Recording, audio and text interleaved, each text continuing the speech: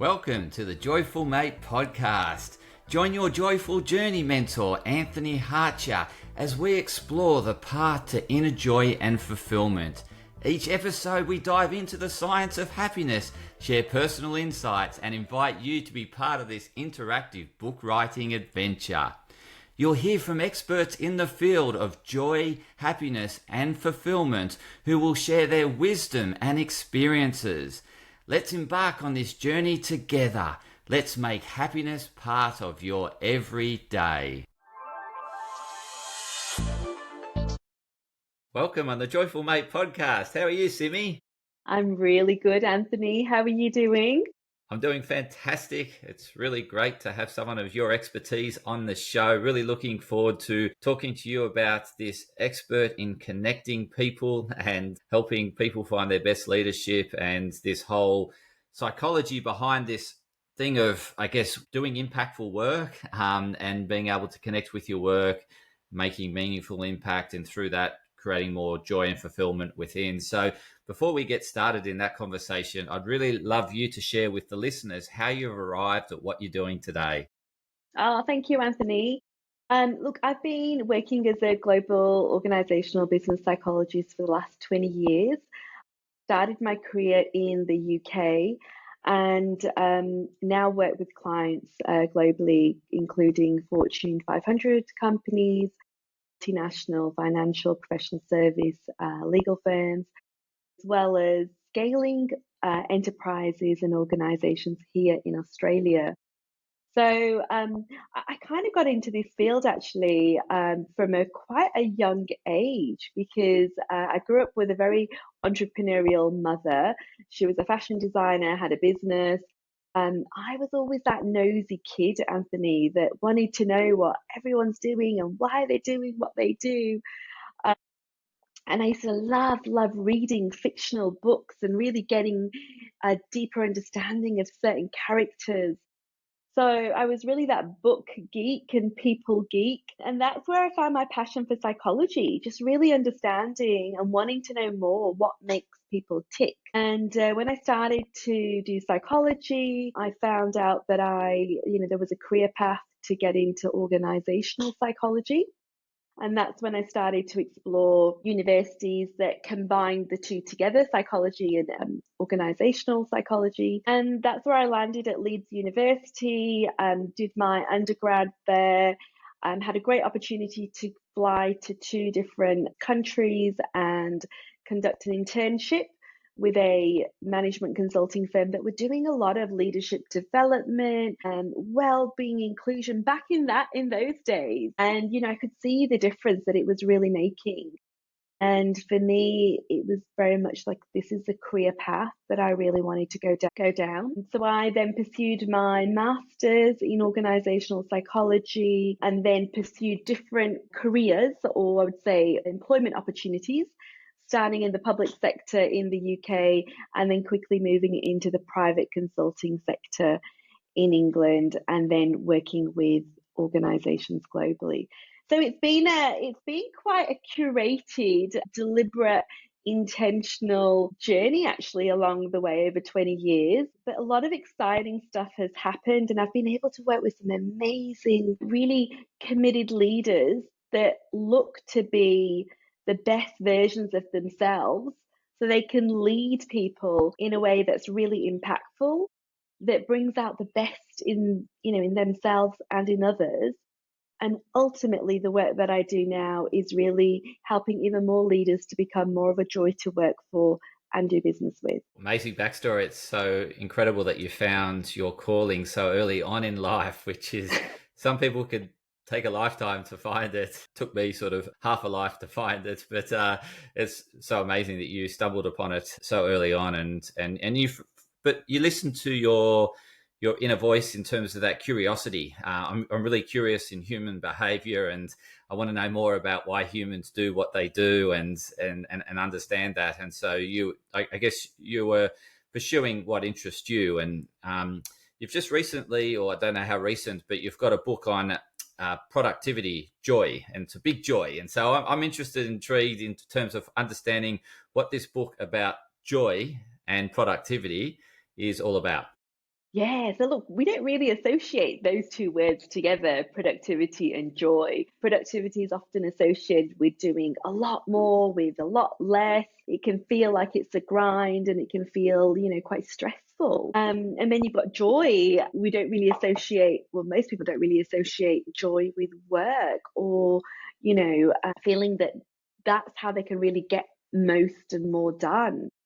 So I wanted to be able to combine these two concepts together because I think really at the intersection of really being able to know and focus your time, energy, and effort on the things that truly matter to you, so the things that are really important to you, that in itself sparks a greater level of internal joy within you.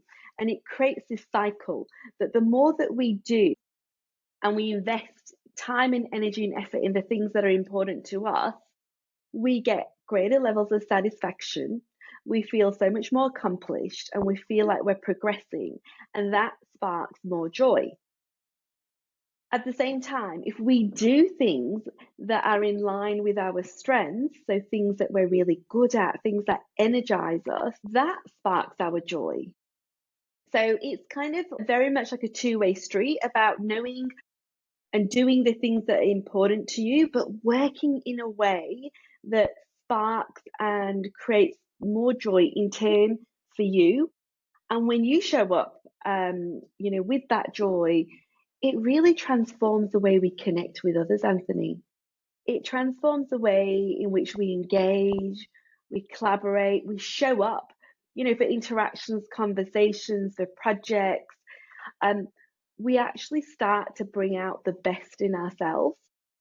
So, Productivity Joy was born literally about 4.5 years ago, where I found myself at a time in my life. We were living back in London at the time. I'm living here in Melbourne now, but we were in London. I was juggling a corporate role and setting up my second business, managing and looking after two young kids.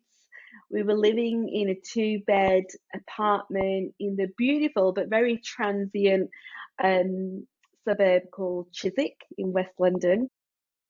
And I remember, Anthony, coming home one Friday evening, and it was after this really long busy week at work, and I come home and I open the door, and you can just look down our hallway, our corridor.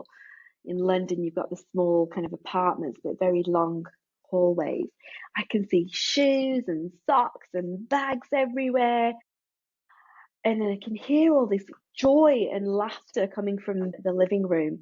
And honestly, Anthony, I was furious. I slammed my bags down and I'm stomping down the hallway. And I open the door to the living room and I see my husband and my kids look up at me, and they've got these big smiles on their faces. But as soon as they saw me, it kind of face dropped and they said, "Oh, here comes the bull." I know. And I was mortified. Now, don't worry, like, my kids love me, my husband loves me, they adored me then and they adore me now. But it was such a mirror moment for me because, I then realized in that moment that actually for my loved ones, I was not a joy to be around. I was, very stressed and overwhelmed. I was always charging around like a bull, feeling like I had so much to do, juggling everything. And unfortunately, they were getting the brunt of it. And I knew that I wasn't the only one that was feeling like this. So even then, I was coaching a lot of high performing professionals, high achievers, leaders of some large corporates. And, they were stuck in this, I call it the grind of being in survival mode, just trying to juggle all of what life throws at you and trying to keep sane and present and connected. It was all a bit too much at times. So that's where I then realized that I actually needed to do the work myself. I was a practicing psychologist and executive coach, but there was still work that I personally needed to do. And that journey, that transition or transformation needed to start with me. So, Anthony, that's when I went on my, kind of people nerd, investigative mode again, started interviewing and researching high performance professionals, high performing leaders and professionals out there to really understand what do they do to set themselves up at the start of the day. Because the start of the day is the most critical time to prime your mind. Your mindset is so malleable, impressionable, and influential at that time of the day. The things that we think about, how we connect with our emotions, how we talk to ourselves, what we remind ourselves about, or what we want to focus our attention on, really sets how we then show up for the rest of the day. So I knew I was onto something. I knew there was a gap in practices, in the research, but in a proven, reliable system that anyone out there could learn, implement, and be able to then experience more effectiveness, productivity, intentionality, and connection in their life. So over the last 4.5 years, Anthony, I went about pulling together a system and trialing and testing that system with over 100 of my clients, especially during COVID and post-COVID. And what we found throughout all of that the trialing, the testing, was that by asking yourself 5 key questions at the start of your day, and each of these questions are backed by psychological science and research, you increase the dopamine and serotonin levels in your brain. So these are your feel-good, happy hormones, motivation hormones, but you are also able to tune into your emotions and your attention to set yourself up for a day of intentionality, connection, and productivity. And that's how Productivity Joy came about. Wow, I'm intrigued as to what those 5 questions are we should ask ourselves. Yeah, look, the 5 questions are simple in the sense that, once you know the questions, it only takes you 5 minutes to go through each of those 5 questions. But I guess the elegance around each of these questions is the science and the research that sits behind each one. And also the order in which those questions have been curated. They've been trialed and tested to see which order of those questions has the biggest and greatest impact. So a great way to remember what those questions are about is through the acronym PRIME, because we're all about priming our mindset at the start of the day. So the P is for pinpointing your emotions and your feelings. So this is not about having or going into a therapy session with yourself at the start of the day. We don't have time for that, and many of us probably don't want to go down that road, and there's always a time and place. But this is simply acknowledging and recognizing what emotion and feeling you are experiencing at the start of the day. Now, as adults, many of us are not great at having a language to express and identify our emotions and feelings. There's a chapter on each of these questions, each of the 5 questions in the book. So there's a specific chapter on this question in terms of how to go about identifying your emotions and feelings at the start of the day. The R is for then recognizing gratitude.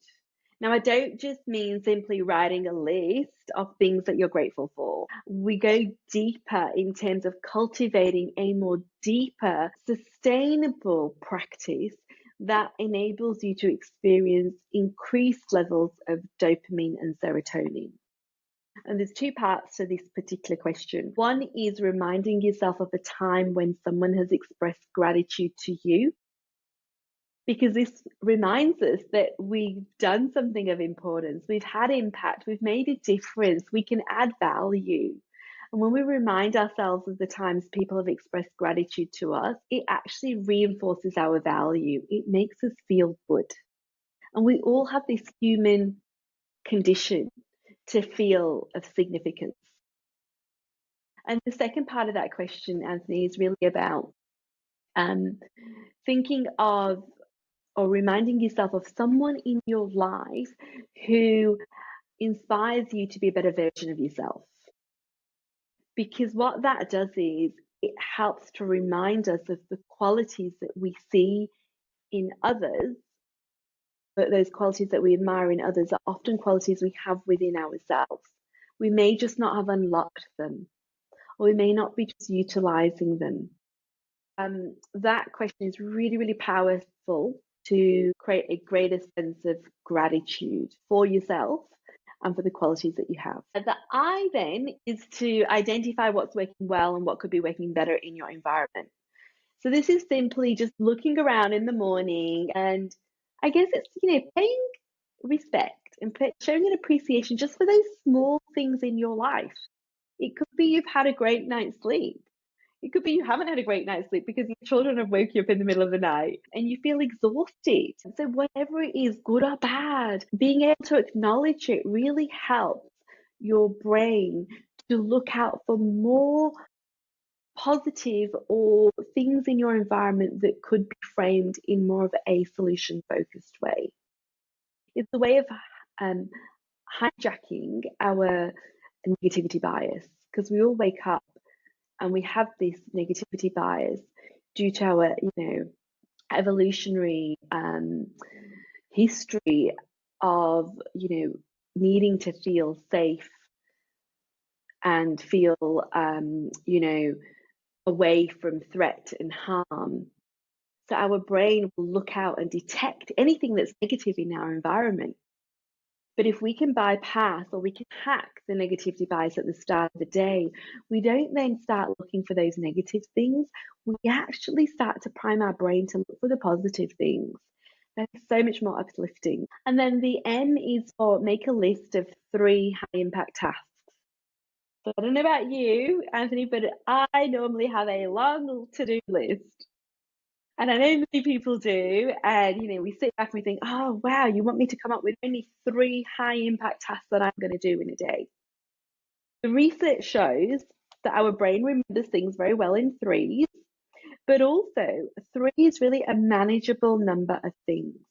And again, we have a whole chapter dedicated in the book to help people really understand and identify what is of high impact and what could their 3 activities be that will allow them to move the dial on the things that are really important to them.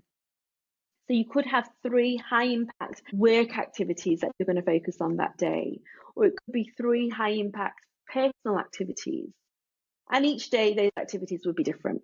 Pretty, pretty doable if we can be very smart around what those 3 high impact things are.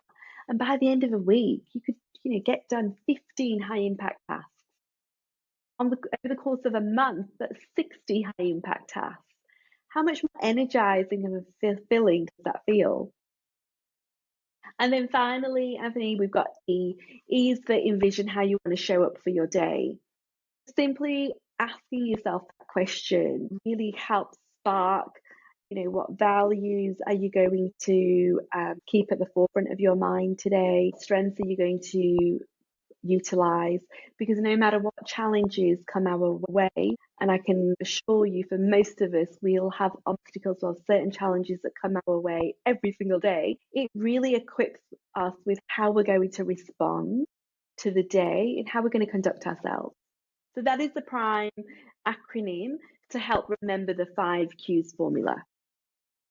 Wow, it's very simple in terms of, that's not too difficult for anyone to do, and to ask themselves those 5 questions and to actually spend that time reflecting and then projecting as to what they, what their intention is. As you said, like you first check in with how you're feeling and then start, I guess, revving the engines through expressing what greatness there is that's happening to me through gratitude, and then like building up to that impact. What impact are we going to have by focusing on our values? And you also mentioned this whole thing around distractions, because I can imagine like you have that quiet time in the morning and then, I've primed myself, I'm all primed, ready to get into the day. And then you get that first phone call or you have that first interaction that just doesn't quite go your way. So what are some tips to really help the listeners and viewers to get back to the prime statement, to get back on course, because we're going to be knocked off course. We know that. Life's good at doing that. Absolutely. And, it happens to the best of us multiple times a day. Look, I think it's really about carving out, the 5 minutes at the start of your day. So I have, a lot of people who say to me that they do the 5 Qs formula in the morning. They go through it when they're getting ready for work. I have some people do it when, they finish their workout at the gym. I personally go through the 5 Qs on my drive to the gym in the morning. It's a 6 minute drive, and it just gives me that 5 minutes to go through those questions. And as I'm driving, and so I'm just thinking about those things and setting my intention up for the day. Others, do it after school drop offs. And so people will do it when they're making their morning coffee. Others will do it just before they start their work day. So it is finding those 5 minutes where you can go through the 5 Qs formula initially. And then, especially as you're starting off with the formula, it's really helpful to write down your responses or even speak your responses into a voice memo on your phone. So you are actually expressing and you're committing to what those responses are. That helps create a more significant, deeper commitment between you and that practice. And then when you are distracted, or you're put on the spot with some instances or challenges or interactions during the day, it's really worthwhile having the prime formula, just as the 5 questions or even the prime acronym, somewhere really visible. So I have some clients that got a little post-it note. They've got, it printed out, the actual poster near their computer screen. Some have a little copy on their phone. So it's just really accessible. This is a tool that has deliberately and intentionally been designed to be as easy as possible, to be as accessible as possible, because none of us have time for anything complicated. None of us have time and attention for anything that's going to distract them or get in the way, or, has too much friction to doing it. We're just not going to do it. So that was the aim of the 5 Qs formula, was to make it as easy as possible. So again, if you don't get to do it in the morning, try and do it in, your morning break. It's really helpful just to have the 5 Qs and the prime somewhere very visible, so it's front of mind and it can be visible to remind you when you go through those interactions and when you go through your day. That's some great tips there. So thank you for sharing, Simi. I was just wanting to go back to that very start, because you mentioned how the productivity and joy and how they can be interlinked if you're working on the things that are most important to you, and being productive on the things that are most important to you will bring more fulfillment and joy. There's often like clients that I see that are so disconnected with themselves and really don't understand what is important to them anymore. Like they've lost so much connection with self because of today's world, in a sense that we spend so much time on social media. We're comparing ourselves to others. We see all this other success of others having, and we think, I want to be like them, and so then they lose themselves in that process of trying to become someone else, or that constant comparison. They're not checking in with their own personal needs and connecting with their needs and being the best version of them. So how can the listeners, viewers, best find their values or what's important to them? Have you got a framework or a way of doing that? Yeah, and look, I call it comparisonitis, is so real, isn't it? Comparing all the time, and social media doesn't help. The key really here is to get clear on your values. Like, what is important to you? Your values, and also what are your strengths?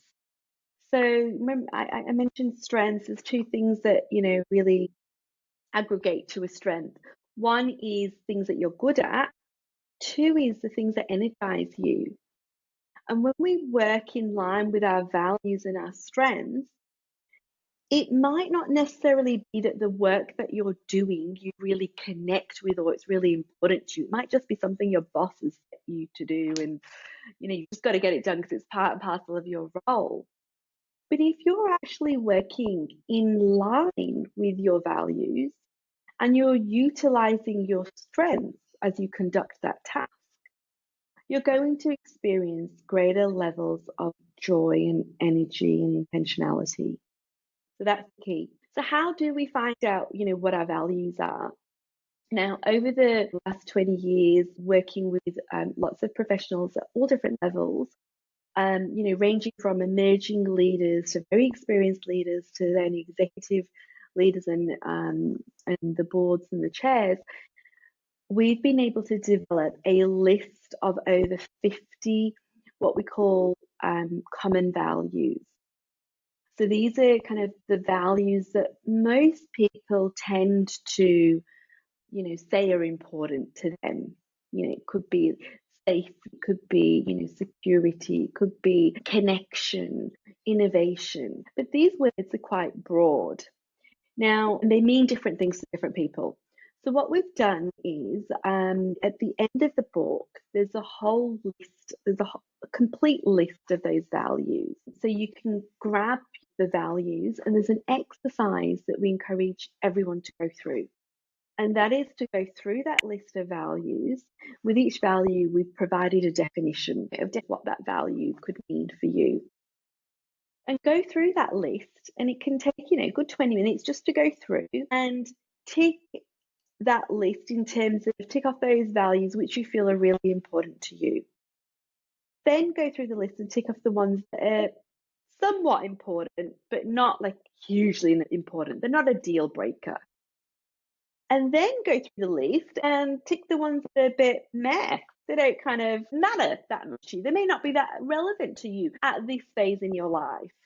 Or, they may be something you've grown up with. And perhaps they've been the values that your parents have imparted on you, but they might not be as applicable to you now. So I would encourage you to go through that list 3 times.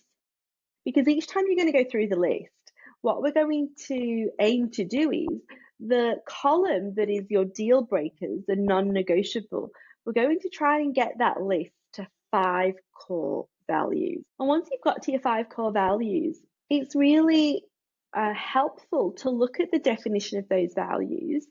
And you may not agree with the definition that we've provided, and that's absolutely fine. But it's really important that you own that value. And a way to own that value is create your own definition. What does that value mean to you at this phase in your life? And then I would encourage you to have those 5 values with your 5 definitions, again, really visible and clear, somewhere that you can see every day. Maybe on your bathroom mirror, maybe near your laptop or your workstation, so that you're reminded of your values each and every day. And when we're reminded of them, we're so more likely to be able to then incorporate them in how we work, the decisions that we make, how we engage with others. Just give you an example, if someone jumps the queue in the grocery store, and someone jumps the queue and you're in a hurry and you're thinking, oh, do I say something? Or that's really rude, and what do I do here? It's really frustrating. Rather than being reactive in that moment, you may want to just tune back into, one of my values is to just be kind. Just want to be kind to people and kind to myself and kind to others. And through that reminder, you might then just handle that situation just to let them know, to say, sorry, I don't know if you know, but there was a queue here. But I'm fine for you to go ahead. Please carry on. At least you're expressing what you've noticed, but you're also creating that space for them to do what they need to do. And again, you may find your own words. I'm just giving an example on the spot there. But you can see, just being able to remind ourselves and connect with our values really helps us respond to situations rather than react to them. Because when we react, we let our emotions take over, we let our frustration, or we let the pressure of things that we're juggling, we can let those things go into overdrive. Whereas this gives us an opportunity and a tool to respond to situations. Yeah, it's fantastic. And I can see how that relates to the workplace as well. Like if you're given a task and you're thinking, oh, I don't really want to do this or whatever, you can then link that, how is this task helping me fulfill my values? And by having that list of values, and you can start to see how you can connect your values in with doing that task, right? Absolutely, absolutely. And in that sense, Anthony, what happens is we gain a sense of fulfillment and satisfaction. And that's where productivity joy comes. It's not just about doing the things that matter and that are important, but it's the way in which we do those things. It's the way in which we approach the tasks. And it's the way in which we interact and engage and get things done. We could get through a whole heap of tasks in the day, but really kind of tick off so many people along the way, or create these kind of, unintentionally, we could create these kind of situation or scenario, what I call collateral damage along the way, which is not helpful for us or helpful for others. But if we're just that more intentional and primed with how we're going to respond, it's a win-win. It's a win for us. It's a win for the outcome and what we're trying to achieve. And it's also a win for those around us. And in that sense, it comes back, circular to what I mentioned at the beginning. We then become even more of a joy to work for and do business with, because people are clear. They know they know where they stand with us. They know that we are balanced and we are fair, we're rational, and we're going to respond to things in a really appropriate, inclusive way. And all of those things build and maintain and sustain trust. And I think at the heart of it in the workplace, if we're really wanting increased levels of engagement, the key currency that I would encourage all leaders to really invest in, is getting even better at building, establishing, and maintaining trust. Because when we have trust, people really feel seen, heard, recognized, and valued. And they truly then believe that what they do and the work that they do matters. When people feel like that, they will move mountains for you. It's so true, because they also meet their underlying needs of safety and security. Like I can feel trusted and supported in this environment, so it enables me to pursue or find that linkage to how this task is most fulfilling to me and how's it fulfilling my values, as opposed to if you feel like threatened or not safe, you're just constantly focused on the insecurities and fear, and you're not think you like you can't find joy when you're fearful, right? But whereas No, if we have that underlying blanket, we can find joy in everything we do. absolutely. We've got a neural circuit in our brains. You can think of it as a bit like a seesaw. It's called the dorsal anterior cingulate cortex. We call it the DACC for short. And think of it as a seesaw. On one end, we've got what we call social cognition. On the other end, we've got what I call cognitive sharpness. Now, social can challenge, push back, whether we've got other people's support. On the other side, the cognitive sharpness is really about our cognitive skills and ability to make decisions, to do deep, complex work. When we're operating in an environment where we don't feel safe, that seesaw, that neural seesaw, is hijacked, it's out of balance, out of whack. So the social cognition is on overdrive. All our energy, attention, and focus is really trying to navigate our safety. When we're doing that, we're unable to really apply ourselves, do that deep work and think strategically, come up with robust decision making, and innovate and problem solve. Because seesaw is out of whack. All our attention's going to social cognition rather than cognitive sharpness. So yeah, absolutely right. And have you got any like tips in terms of how people can stay in that flow, in terms of staying in a state of productive and joy, and without like with minimizing distractions or getting pulled into this, I'm feeling insecure and fearful, and so therefore I'm just my emotions are running me, as opposed to, I'm governing my direction and what I'm working on and focused on. Yeah, absolutely. I think that's why the prime formula can be used throughout the day, especially the first question around what am I feeling? What am I experiencing in terms of emotions and feelings? It's so good to tune into what you're feeling and experiencing throughout the day. We are emotional beings. We're not human doing. And, how often do most of us just take that moment throughout the day to connect with how we're feeling? How are we being? Because if we did that more often, absolutely we would be able to regulate and manage our emotional state and be so much more aware of our being as and when these challenges happen. So this is a really proactive way of regularly keeping a check-in and managing your emotions and how you conduct yourself, how you think, how you regulate your emotions, and also the behaviors that you commit to throughout the day. It's so true, to break that circuitry of, like, if you're just doing and you're not connecting with how you're feeling and your emotions, then like the emotions are just running you, and you're not aware, right? You haven't got that awareness. Whereas I guess coming back to the prime statement, the first one is checking in with your emotions, and doing that reflective work. And I'm not feeling great, what can I do about it? And start to focus on what I'm grateful for, and start balancing that seesaw, and really starting to then get back to the intentions and adding value in the world.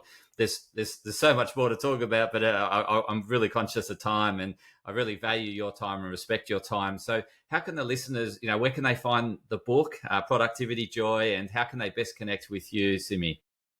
Thank you, Anthony. So I'm pretty active on LinkedIn and on Instagram, YouTube. So feel free to reach out and connect on there. I always try to share, either what we're doing, the work that we're doing with our clients, but also valuable insights. The book Productivity Joy is available internationally. You can grab it at most bookstores here in Australia. You can also order it and have it delivered the same day from Amazon Prime. So most welcome to go check that out. Just another thing, Anthony, we this year really have got a big focus to overwhelm and at the brink of burnout. So the joy of work mission is really something important for all organizations to think about, because, and also learn productivity joy, the 5Qs formula, to have a tool, to have a science-backed framework and proven system to move from that daily grind and survival, just like I found myself in when I was a bull. Sometimes a bull may still come out. Thank you so much for sharing that, Simi. And to the listeners and viewers, I'll include those links in the show notes. So you can go directly to the show notes and click on the links, connect with Simi on Instagram, LinkedIn, buy a book on Amazon, and get connected with the joy of work. So thank you so much, Simi. I really appreciate you coming on the Joyful Mate podcast. Awesome. And to the listeners and viewers, would really appreciate if you could share this far and wide, because there's value in it for everyone. So please share this episode to those that you think could find more joy in their work, or want to find more joy in their work. And this would be great information for them to discover more joy in their work and in their lives. So thank you for listening.